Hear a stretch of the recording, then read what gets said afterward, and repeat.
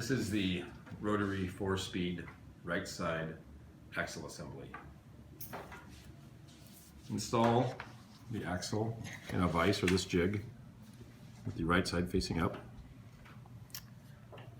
Then with some Castrol CLS00 grease, put a little bit of grease on the axle and slide on the axle bushing.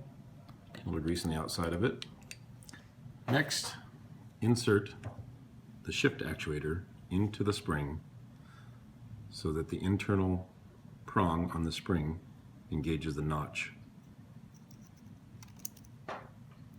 Then the external prong on the spring will engage the short prong on the spring bracket.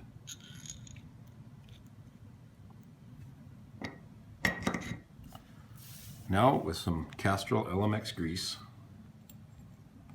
load the driver bearing seat, insert the bearing cage assembly, a little more grease on top, and insert the right cone. Now rotate the shift actuator 180 degrees. Use a small flat blade screwdriver. Note that it is flat against the spring, and slide the driver bearing and cone assembly down onto the prongs. Then pull out the screwdriver. Now note the location of the short pawl, and on this star-shaped cable pulley adapter there is a little arrow mark. You will align that mark with the short pawl.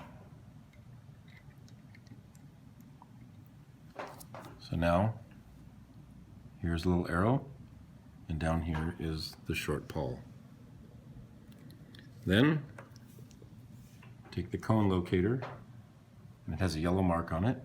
That aligns with that little triangle.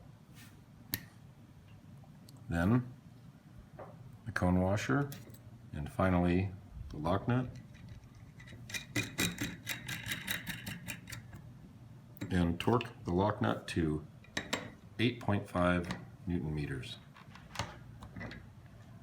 and then you're done.